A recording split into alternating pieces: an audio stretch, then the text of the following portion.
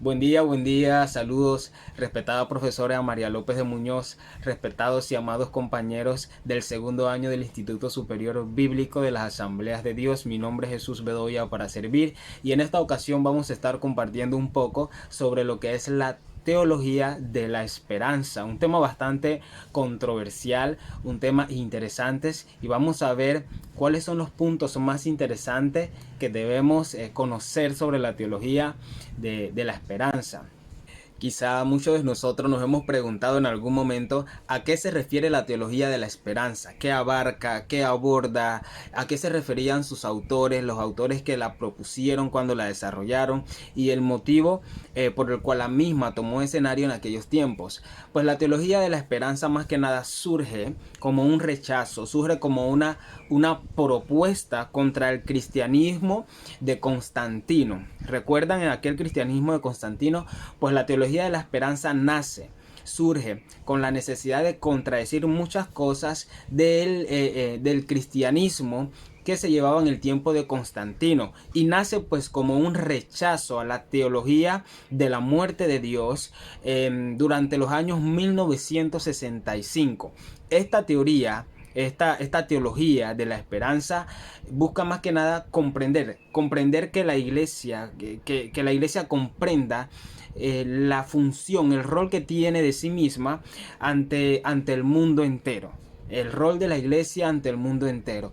Y más que nada el énfasis principal que la teología de la esperanza, pues en la cual se fundamenta, es en el futuro, es que hace énfasis en el futuro y hace énfasis en la esperanza, pero no la esperanza presente, sino aquella esperanza futura. Esta teología de la esperanza fue propuesta por un precursor, un teólogo alemán.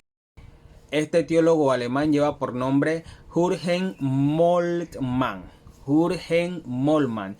¿Y quién era este teólogo? Pues ya les dije que nació en el año 1926, era teólogo alemán y trabajaba en la Universidad de Tübingen. Pero lo que llama la atención de este teólogo, de hecho muy reconocido en aquel tiempo, es que era bastante controversial en sus ideas, en sus tesis, en los planteamientos de su libro. Cuando lanzó su libro que hablaba sobre la teología de la esperanza, fue bastante controversial, porque a pesar de que esto surge como una necesidad de contradecir el cristianismo de Constantino, que fundamentó Constantino, pues hay ciertas consideraciones que vamos a ver más adelante, un poco controversiales para el pueblo cristiano, un poco de debate, desafiante para los que habían decidido creer en Jesucristo como el único y verdadero Salvador y como el autor y consumador de la fe.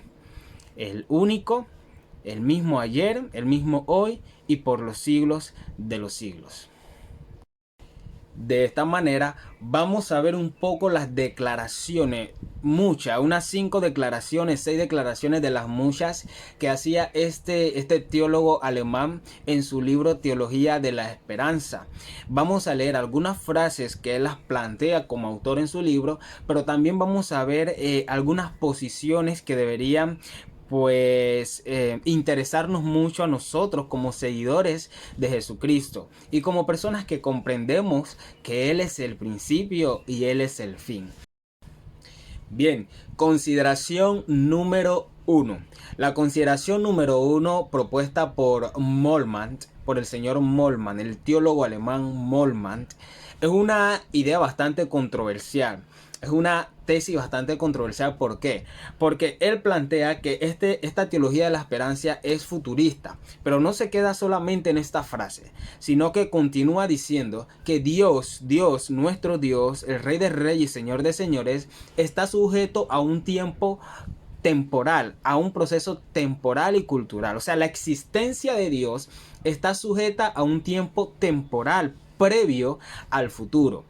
Moltmann planteaba que Dios no es plenamente Dios, que Dios o sea, no está completo, hace falta una pieza en el rompecabezas. Según él, Dios no está completo, ni Dios es plenamente Dios hasta que se cumpla el tiempo o los tiempos que deben pues darse más adelante en el futuro. Y él planteaba que el futuro era la naturaleza esencial de Dios. En resumen, Dios es incompleto.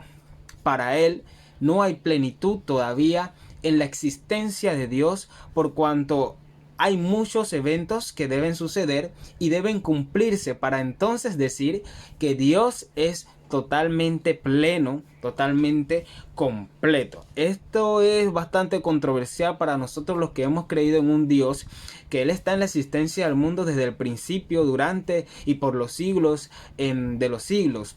Porque su palabra es la muestra verdadera de que Dios es la existencia pura y que es el Dios, el dueño de los tiempos. Y si nos vamos a estudiar los libros por excelencia que hablan de lo divino, de lo futuro de Dios, el libro de Daniel y el libro de Apocalipsis, vamos a encontrar muchas citas. Por ejemplo, en Daniel 28, en Daniel capítulo 2, versículo 28. Pero hay un Dios, dice Daniel 2, 28, pero hay un Dios en el cielo que revela los misterios. Y Él se los reveló al rey Nabucodonosor de las cosas que sucederían en los postreros días, o sea, en el futuro. Dios conocía el pasado, Dios conoce el presente, pero también conoce lo que ha de venir, lo por venir, el futuro, lo postrero. En Apocalipsis 1:4, Juan escribe a las 7 iglesias de Asia: gracias a vosotros y paz de aquel que es, dice Juan, aquel que es, aquel que era y el que ha de venir. Vemos nuevamente el futuro cumplido en las palabras que dice Juan. Y si leemos en Apocalipsis capítulo 1 versículo 8, yo soy el alfa, el principio, yo soy la omega, el final, dice el Señor, el que es, el que era y el que ha de venir. Y termina con una frase que yo creo que una frase que va contra la tesis de Moltmann. En este caso dice todopoderoso en Apocalipsis 1:8, yo soy el alfa, yo soy la omega, yo soy el principio, el final, el que es, el que era y el que ha de venir, todopoderoso. O sea que en Él está todo el poder, todo el dominio. Es el Dios de la existencia. Y si nos vamos a Eclesiastés, el capítulo 3, donde se titula Todo tiene su tiempo, vamos a ver que Dios es el dueño de los tiempos. Dios es el dueño de los tiempos y Él se mueve en el tiempo de Dios también. Y el apóstol Pablo también en Colosenses, el capítulo 1, versículo 17, dice, y él es antes de todas las cosas. ¿Quién? Jesucristo, Dios. Él es antes de todas las cosas y en Él todas las cosas permanecen. Y Juan nuevamente en el capítulo 1 del 3 al 4 dice que todas las cosas fueron hechas por Él. Todas las cosas fueron hechas por medio de Él. Y sin Él nada de lo que ha sido hecho fue hecho. Todo ha sido por medio de Él. En Él estaba la vida. En Él estaba la luz. Entonces, estos versículos que son de la palabra de Dios nos muestran, y hay muchísimos más en todo el desglose de la palabra, que nos muestran que Dios es el dueño de todas las cosas, que es el mismo ayer, hoy, mañana, en los postreros días, por los siglos de los siglos sigue siendo el mismo. Él es el dueño de los tiempos. Él conoce nuestro pasado, conoce el presente y también conoce el espíritu, y esto nos lo muestran, y también conoce, el futuro, y esto nos lo muestra también el cumplimiento a través de los tiempos que han tenido los hechos que solamente han sido revelados por inspiración del Espíritu Santo a estos hombres de fe y que han tenido un tiempo de cumplimiento. Y la palabra así pues lo fundamenta, la palabra así lo dice. Quiere decir que Dios sí conoce los tiempos, es un Dios de misterio y Dios sí conoce los tiempos, los pasados, los presentes y los postreros tiempos. Entonces, para Moltmann, pues Dios no es absoluto. Él plantea que Dios no es absoluto y que Dios está determinado por el futuro, pues por lo que ha de acontecer está determinada la existencia de Dios. Dice que Dios será, según Moltmann, dice que Dios ha de ser, Dios será cuando Él cumpla sus promesas y cuando Él establezca su reino aquí en la tierra. Pues a mi parecer, ya Dios ha cumplido muchas promesas, más del 50% de las promesas, muchísimo más. Dios las ha cumplido, o sea que hay evidencia de que la promesa de Dios se cumple en nuestra vida y se cumple en la vida de aquel que le ama. Con toda vuestra mente, nuestro corazón, vuestro cuerpo, hay evidencia. Además de esto, siento que el reino de Dios se ha establecido en la tierra. ¿Sí? El reino de Dios se ha establecido en la tierra como una tipología de cuando Él venga con su iglesia. ¿Sí? Así que yo veo el reino de Dios establecido acá espiritualmente por fe. Sé que Él ha de venir y ha de establecer su reino formalmente de muchas maneras, de muchas formas, pero por el momento hay un orden. Hay un orden acá en la sociedad, hay un orden en la tierra y es el mismo reino del Señor estableciéndose, fundamentando, poniendo sus bases desde ya aquí en la tierra, en toda la humanidad, en todo el universo. La teología de la esperanza se fundamenta mucho en lo que es la escatología y es aquí donde vamos a ver nuestra consideración número 2. La consideración número 2 es que la teología es moldeada por la escatología. Esto es una idea, un extracto, un punto sacado de las ideas de Moltmann. Él plantea que la teología es moldeada por la escatología y de hecho sí, hay muchas cosas que en la teología pues son moldeadas por la teología. De hecho, la escatología y la teología tienen mucho que ver ambas. Una emana de la otra y siempre van ahí estrechamente ligadas. Bueno, el verbo escatología viene del verbo griego escatos, que significa último, y logos, que significa tratado. ¿Y qué es la escatología? La escatología es la doctrina de los tiempos del hombre y del mundo en que él habita. Es por eso que Moltmann se enfatiza mucho en lo que es la escatología, porque la escatología es esta doctrina que estudia los últimos tiempos. Puesto que estudia los últimos tiempos, él toma la escatología para dar una explicación a su tesis, para dar una explicación a la teología de la esperanza, porque es una teología futurista. Pero en esa explicación pues hay muchas variaciones y muchas tesis de él que pues para muchos le parecerán un poco fuera del plan divino del mismo Dios. Y en esta consideración número 2, perdón, hay algo muy interesante, y es que Moltmann dice una frase, escribe una frase en su libro bastante controversial. ¿Cuál es esa frase? Él dice que no hay una esfera sobrenatural en la que Dios exista ya en la eternidad. O sea, para él no hay una esfera sobrenatural en la que Dios exista en la eternidad.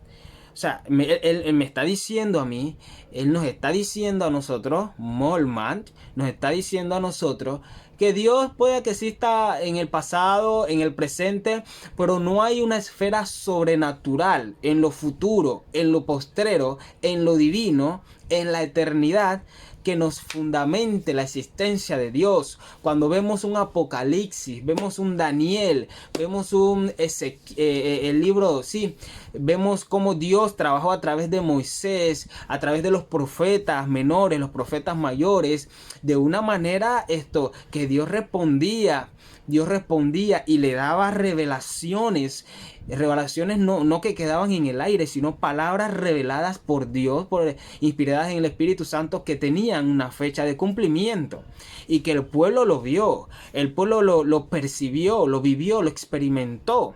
Entonces Dios sí es eterno, Dios sí existe en la eternidad desde el punto de vista bíblico. Pero para Moltmann, él decía que no hay una esfera sobrenatural en la que Dios exista en la eternidad. Y eso no es todo. Aquí también en esta consideración número 2, Moltmann dice lo siguiente: el tiempo es una cantidad desconocida por Dios y por los hombres. Él plantea que el tiempo es una cantidad solamente es desconocida por Dios. Yo podría decir que es desconocida por los hombres. De pronto nosotros los seres humanos no conocemos los tiempos. Podemos conocer los tiempos pasados, los tiempos presentes los estamos viviendo, pero no conocemos los tiempos futuros. Dios solamente lo conoce. Podría decir yo que nosotros los seres humanos, los hombres, no conocemos los tiempos a su perfección, pero yo no pudiera aceptar que el Rey de Reyes, Señor de Señores, el Elohim, el que era el Verbo, el que hizo el universo, con toda una organización, con todo un orden, desconozca los tiempos. Si Él es el tiempo, Él es el Dios de los tiempos. Él conoce el proceder de la mente humana, Él lo conoce. Todas las cosas que son, que han de ser, como lo dice en Apocalipsis, Dios la conoce. Entonces, Dios es un Dios de tiempo. Y Él no desconoce los tiempos. Él conoce todo y cada uno de los tiempos que se dan en nuestras vidas, en nuestra sociedad y los que han de venir. Bien, la consideración número 3 se pone aún más controversial. Aún más controversial. Vamos a ver cuáles son los puntos que Moltmann estableció en esta consideración número 3. Este teólogo alemán, por cierto muy bueno, pero pues, tenía algunas ideas que no nos parecen de pronto para las más atinadas. Él plantea que la historicidad, o sea, la historia de la resurrección corporal de Jesucristo no es válida. No es válida y dice que carece de importancia. O sea, él está diciendo a la humanidad que la historia de la muerte de Jesús, que la historia de la muerte, de la resurrección de Jesús no es válida. Para él no es válida. Cuando todos nosotros sabemos, usted y yo conocemos que precisamente por ese sacrificio, por esa sangre, es que nosotros estamos acá por obra y misericordia de Dios, por la sangre del precioso Cordero, sangre color carmesí que derramó en la cruz del Calvario para limpiar toda la maldad del mundo, todos nuestros pecados y hacernos aceptos, limpios, dignos delante de la presencia del Señor y convertirse en un puente para la salvación. Fue por el sacrificio de Él. Fue después de la resurrección, después de la muerte, se marcó entonces el inicio de lo que ahora nosotros recibimos, que es la gracia de Dios. Entonces, este autor plantea que la resurrección final, o sea, la resurrección final de los tiempos finales, es la base de la resurrección de Jesús, cuando es todo lo contrario. La resurrección de Jesús es la base de la resurrección que se va a dar en tiempos finales. Entonces, aquí vamos a contradecir un poco bíblicamente. ¿Sí? En Corintios 15, 23 y en Hechos capítulo 4, versículo 2, vamos a encontrar estos versículos que contradicen esta idea, esta tesis. Pues el Jesucristo, el Cristo resucitado, es la primicia de la resurrección, como nos lo plantea en Corintios 15, 23. El mismo Jesucristo, la resurrección, es la primicia de la resurrección. Jesucristo es la primicia de la resurrección. La muerte y la resurrección de Cristo es la única garantía que Dios nos ha dado para la resurrección futura. No hay una garantía fuera de esa. No podemos decir que otra resurrección futura o final es la garantía de la resurrección de Jesucristo.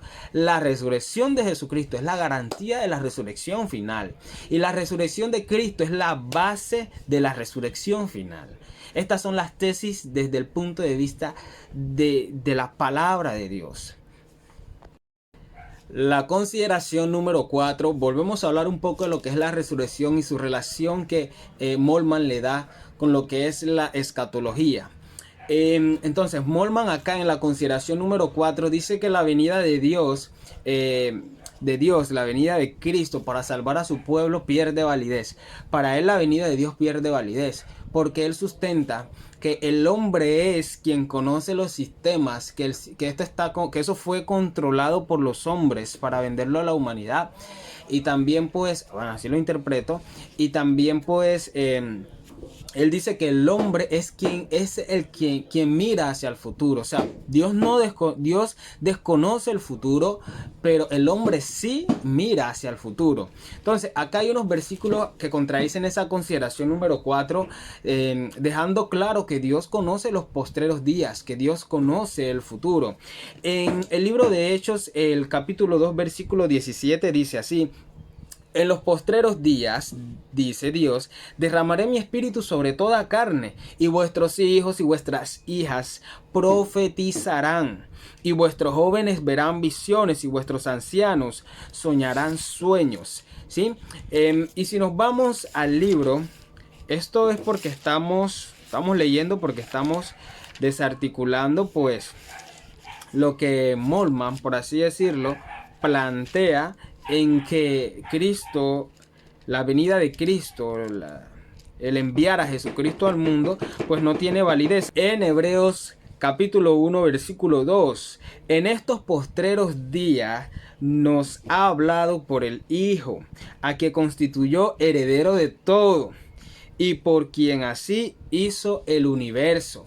Y también en Primera de Juan, el capítulo 2, versículo 18, vamos a ver, dice así: hijitos, ya es el último tiempo. Ven que Dios sí conoce los tiempos. Ya es el último tiempo, y según vosotros oísteis que el anticristo viene, así ahora han surgido muchos anticristos. Por esto conocemos que es el último tiempo. O sea, Dios sí conoce los tiempos. Cuando Jesús murió hace 2000 años, comenzó el último día. Comenzó un conteo regresivo, por así decirlo. O sea que Dios sí conoce los tiempos. Consideración número 5. Bien, la consideración número 5 también es muchísimo más controversial porque llega a los escenarios de las ideas de este teólogo, la política, el escenario de la política.